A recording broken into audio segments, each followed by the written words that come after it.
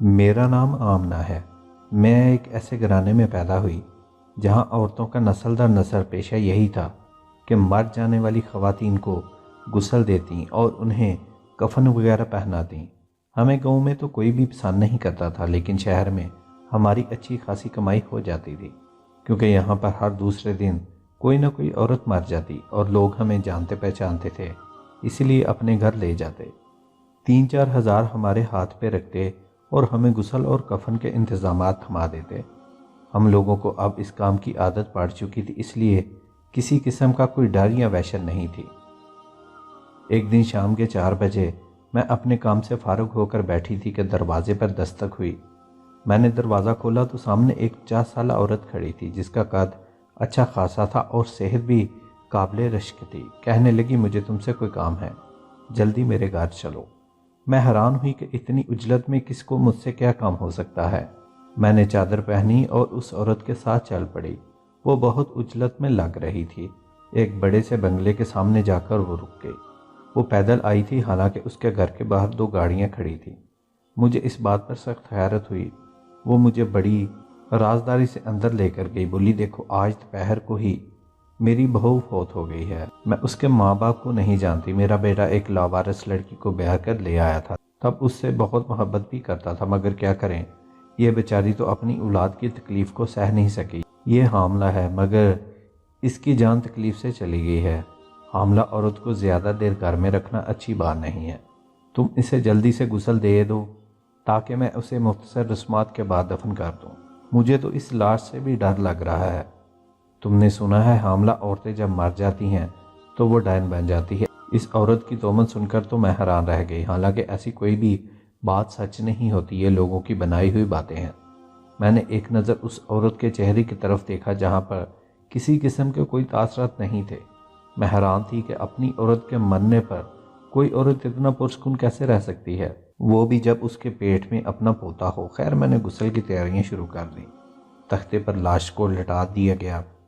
یہ دیکھ کر مجھے بہت دکھ ہوا کہ وہ ایک جوان اور خوبصورت عورت تھی۔ اتنی بھرپور جوانی میں مر جانا اپنے آپ میں ایک بہت بڑا سانحہ ہے۔ غسل دیتے وقت مجھے اس عورت کے ہاتھوں میں ہلکی سی حرکت محسوس ہوئی۔ مجھے شک ہوا تو میں نے اس کی ناک کے آگے ہاتھ رکھ کر دیکھا، اس کی سانس اور نبض چیک کی، تو وہاں سے اشارہ مل گیا کہ وہ عورت مری نہیں بلکہ سکتے کی حالت میں ہے۔ جب انسان کی ظاہری حالت ایسی ہوتی ہے جیسے کہ مردے کی، لیکن اصل میں وہ زندہ ہوتا ہے۔ میں نے جب یہ سب دیکھا تو میں الجھن کا شکار ہو گئی۔ غسل دیتے دیتے رک کر میں نے اس عورت کی ساس کو بلایا۔ بات سنیے، یہ تو مجھے زندہ لگ رہی ہیں، آپ کسی ڈاکٹر کو بلائیں، ہو سکتا ہے کہ ابھی ان کی کچھ زندگی باقی ہو۔ عورت میری بات سن کر خاموش ہو گئی۔ نہیں، تمہیں مجھے مشورہ دینے کی کوئی ضرورت نہیں، تمہیں جو کہا ہے وہی کرو۔ اس کی بات سن کر میں سمجھ گئی کہ یہ کوئی سوچی سمجھی سازش ہے، ورنہ جوان عورت یوں موت کے منہ میں نہیں جا سکتی۔ میں نے اسے غسل دینے اور کفن پہنانے سے انکار کر دیا۔ تب اس کی ساتھ جلدی سے دوسرے کمرے میں گئی، لال رنگ کی ایک تھیلی لائی جس میں 5-5 ہزار کے نوٹ تھے۔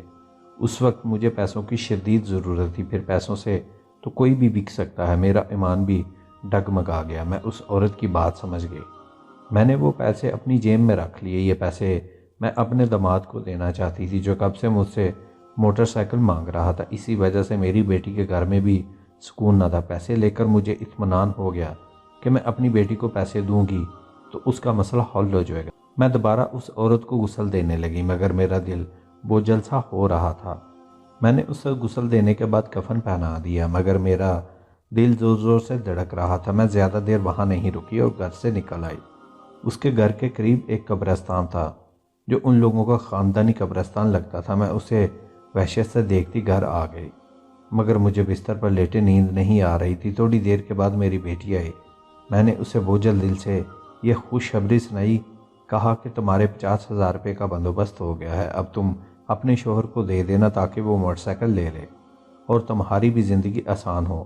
وہ بولی، ماں جی آپ اتنے پیسے کہاں سے لائی ہیں؟ میں نے اسے حقیقت نہیں بتائی۔ وہ خوشی خوشی پیسے لے کر چلی گئی، لیکن پھر شام کو جب میرا شوہر آیا تو میں اس سے یہ بات نہیں چھپا سکی۔ ویسے بھی وہ بھی میری طرح ضمیر فروش اور لالچی تھا، اسے ان باتوں سے کوئی فرق نہیں پڑتا تھا۔ میں نے اسے جب یہ بات بتائی تو باتوں باتوں میں نے اس عورت کے زیورات کا بھی ذکر کر دیا کہ کہ عورت نے اچھی خاصی سونے کی انگوٹھیاں پہنی ہوئی تھیں۔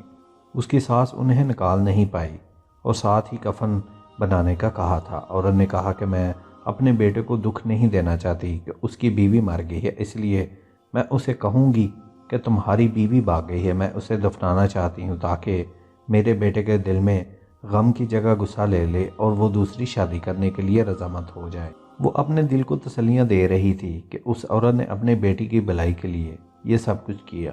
ظاہر ہے وہ اپنے بیٹے کو غم میں مبتلا نہیں کرنا چاہتی ہوگی۔ کون ماں چاہتی ہے کہ اس کا بیٹا ساری عمر عورت کے غم میں بیٹھا رہے؟ خیر اس سب کے بعد بھی مجھے اطمینان نہیں ہو رہا تھا، لیکن میرے شوہر نے ایک نئی کڑی ملا دی۔ کہنے لگا اب وہ زیور تو ہمیں نکالنے ہی پڑیں گے ورنہ اس مردے کو بھی عذاب ہوگا۔ ویسے بھی اس سب میں ہمارا کوئی قصور نہیں، اگر ایک جگہ چیز ضائع ہو رہی ہے ہمارا حق ہے کہ ہم اسے استعمال کریں۔ ہم اس سے اپنی بیٹیوں کی شادی کریں گے۔ تمہیں سمجھ کیوں نہیں آ رہی؟ اپنے شوہر کی باتیں سن کر میرا دل عجیب سا ہو گیا۔ میں یہ سب کرنا نہیں چاہتی تھی مگر اس نے مجھے راضی کر لیا۔ بولا تھوڑی دیر کا تو کام ہے، چلو ہم قبرستان چلتے ہیں، اس عورت کی قبر کھودیں گے اور وہاں سے جو بھی دولت ملے گی اس سے کوئی کام کاروبار کر لیں گے، پھر ایسی حرکت کا سوچیں گے بھی نہیں۔ میں اپنے شوہر کی باتوں میں آ گئی۔ رات کے 2 بجے ہم اپنے گھر سے نکلے۔ ہمارے پاس کسی قسم کا کوئی ہتھیار آلہ نہیں تھا جس سے ہم قبر کھود سکیں۔ ہمیں صرف یہ پتہ کرنا تھا کہ تازہ قبر کون سی ہوگی جس سے ہم مٹی ہٹا کر اس عورت تک پہنچ سکیں۔ ہمیں گورگن کی مدد بھی طلب کرنا تھی۔ ہم لوگ جب قبرستان پہنچے خدا کی کرنی کہ گورگن اس وقت جاگ رہا تھا۔ ہم نے اس سے ساری حقیقت سے آگاہ نہیں کیا۔ کہا کہ ہم ایک عمل کرنا چاہتے ہیں جو کہ بہت ضروری ہے۔ اسے کچھ باتوں میں لگا کر ہم لوگ اس قبر کی جانب بڑھے جو آج شام ہی بنائی گئی تھی۔ گورگن نے اس قبر کی نشاندہی کر دی تھی۔ ویسے بھی وہ کچھ خاص ایماندار نہیں لگ رہا تھا، اس کے چہرے پر بھی عجیب سی نحوست تھی۔ غنیمت تو یہی سمجھے کہ اس نے ہم سے کوئی حصہ وغیرہ نہیں مانگا، نہ ہی کوئی دوسری بات پوچھی۔ شاید وہ نیند میں لگ رہا تھا۔ ٹارچ کی روشنی میں جب ہم لوگ اس قبر تک پہنچے تو وہ بالکل تازہ تھی، اس پر نرم سی مٹی تھی۔ ہم نے اسے ہٹانا شروع کیا تو وہ آسانی سے ہٹ گئی، لیکن جب ہم قبر کی صلاحیں ہٹانے لگے تو ہمیں قبر سے ہلکی ہلکی آوازیں سنائی دینے لگیں۔ میں نے اپنے شوہر کو منع بھی کیا کہ مجھے یہ معاملہ کوئی اور لگتا ہے، ہمیں یہیں پر رک جانا چاہیے، مگر وہ نہیں مانا۔ مگر جب پوری سیل ہٹائی تو اس عورت نے جو اس قبر کے اندر دفن تھی کفن پھاڑ اٹھی اور ایک زوردار چیخ ماری۔ یہ دیکھ کر ہم گھبرا گئے۔ میں نے جلدی سے آگے بڑھ کر دیکھا وہ عورت زندہ تھی، تکلیف سے کرا رہی تھی۔ اس عورت کو دیکھ کر ہم دونوں کی آنکھیں پھٹی کی پھٹی رہ گئیں۔ میں نے اپنے شوہر کو پیچھے ہٹنے کا کہا، اس عورت پر چادر ڈالی اور اسے ساری حقیقت سے آگاہ کیا، مگر ظاہر ہے اس عورت کو یہی بتایا کہ اس کی ساس نے اسے زندہ مار دیا تھا۔ میں اسے بچانے آئی ہوں۔ وہ لڑکی زور و قطار رونے لگی، بولی خدا کے لیے مجھے گھر لے چلو، میری ساس نے تم سے جھوٹ بولا ہے، میں مری نہیں تھی، اس نے تو مجھے ایک دوا دی تھی، کہا تھا کہ اس سے تمہیں آرام آ جائے گا۔ میں نہیں جانتی تھی کہ وہ کیا سوچ رہی ہے۔ اس کی داد رسی سن کر میرے اندر سوئی ہوئی انسانیت جاگ گئی۔ میں اور میرا شوہر اسے گھر لے آئے۔ اگرچہ میرا دل اس کی طرف سے صاف تھا مگر شوہر نے اس کے دوسرے کمرے میں جاتے ہی مجھے اکیلے میں بلا کر کہا، سنو یہ تو سارا کھیل الٹ ہو گیا۔ ہم اس عورت سے فائدہ اٹھانے گئے تھے مگر یہ تو ہمارے گلے ہی پڑ گئی ہے۔ ہاں تو کیا ہوا، ہمیں بھی تو تھوڑی سی انسانیت دکھانی چاہیے۔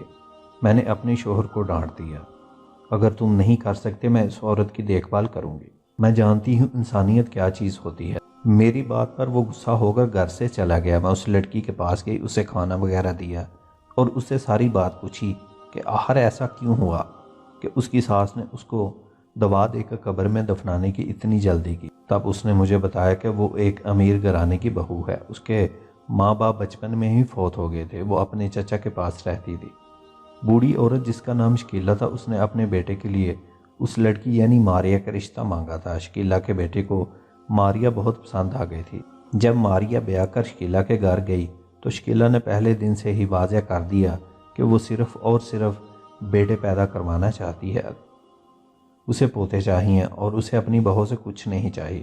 مگر یہ بات ماریا کی سمجھ میں نہیں آئی کہ وہ بیٹا پیدا کرنے پر قادر نہیں تھی۔ اس کے جب پہلی بیٹی ہوئی تو ساس نے برداشت کر لی، مگر دوسری بار جب وہ امید سے ہوئی تو ساس نے پہلے دن سے ہی گننا شروع کر دیا۔ تیسرے چوتھے مہینے جا کر اس کا الٹرا ساؤنڈ کروایا اور ڈاکٹر سے پوچھا کہ اس بچے کی جنس کیا ہے۔ ڈاکٹر نے جو بتایا کہ پیدا ہونے والا بچہ لڑکی ہوگی، تو ساس نے طرح طرح کے ہیلے بہانے کر کے اپنی بہو کا بچہ ضائع کروانے کی بھرپور کوشش کی، مگر ایسا نہیں ہو سکا، اور پھر اس نے اپنا آخری بار اس طرح چلا کر اپنی بہو کو نیند کی گولیاں دی، اتنی مقدار میں دی کہ وہ کبھی اٹھ نہ سکے۔ ماریا نے آدھا گلاس پی کر چھوڑ دیا، شاید اسی وجہ سے اس کی جان بچ گئی، ورنہ وہ واقعی میں سچ مچ مر جاتی۔ ماریا کی بات صحیح تھی، اس کی ساس جس قدر اجلت میں لگ رہی تھی، اس کا مطلب تو یہی تھا کہ اس نے اپنی بہو سے جان چھڑوانے کی کوشش کی ہے، کیونکہ اس کا بیٹا اس سے بے انتہا پیار کرتا تھا۔ طلاق دینے یا چھوڑنے کا تو سوال ہی پیدا نہیں ہوتا تھا۔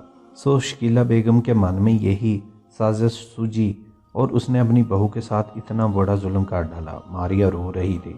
میں نے کہا بیٹی تم فکر نہیں کرو، اگر تم اپنے گھر جانا چاہتی ہو تو ہم تمہیں پہنچائیں گے، تم اپنے شوہر کے ساتھ ایک الگ زندگی شروع کرنا۔ تب وہ بولی اب میں اپنے گھر نہیں جا سکتی، مجھے اس گھر میں اپنی جان کا خطرہ ہے، اپنا بچہ پیدا ہونے تک میں کسی محفوظ جگہ رہنا چاہتی ہوں، اگر تم مجھے اپنے گھر میں پناہ دے دو تو تمہاری مہربانی ہوگی، ورنہ میں کہیں اور چلی جاؤں گی۔ ماریا کی باتیں سن کر میں بھی جذباتی ہو گئی۔ تھوڑی دیر کے بعد ریاض منہ بنائے گھر آ گیا۔ رات کافی زیادہ ہو چکی تھی۔ میں نے اس لڑکی کو اپنا خیال رکھنے کا کہا اور اپنے کمرے میں چلے گئے۔ ریاض ابھی بھی ناراض بیٹھا تھا، اسے میری یہ حرکت اچھی نہیں لگی تھی، مگر اس نے تو مجھے ڈرانا شروع کر دیا۔ بولا دیکھ تو بول رہی ہے اگر یہ عورت زندہ بچ گئی تو یہ ہم سب کو بھی پھنسوا دے گی۔ تو نے اس کی ساس سے 50,000 روپے کی قطعی رقم لی تھی، اگر اس نے اپنی ساس پر الزام لگا دیا تو وہ یہ بات بھی اگل دے گی، کسی طرح اسے یہاں تک لائی ہے۔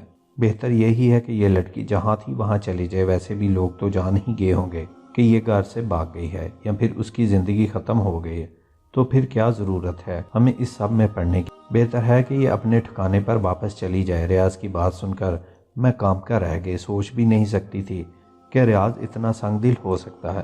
میں نے ریاض کو سمجھانے کی کوشش کی جو تم سوچ رہے ہو وہ انسانیت و سلوک ہے، ایسا کسی بھی انسان کے ساتھ نہیں کرنا چاہیے۔ خیر ہم بحث کرتے کرتے سو گئے۔ صبح جب میں اٹھی تو گھر کی حالت بدلی ہوئی تھی، گھر میں نہ وہ لڑکی تھی اور نہ ہی میرا شوہر ریاض موجود تھا۔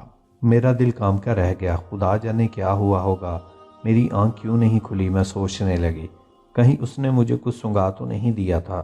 میں اٹھ کر اپنے کپڑے جھاڑنے لگی، میں نے دیکھا پورا گھر سائیں سائیں کر رہا تھا۔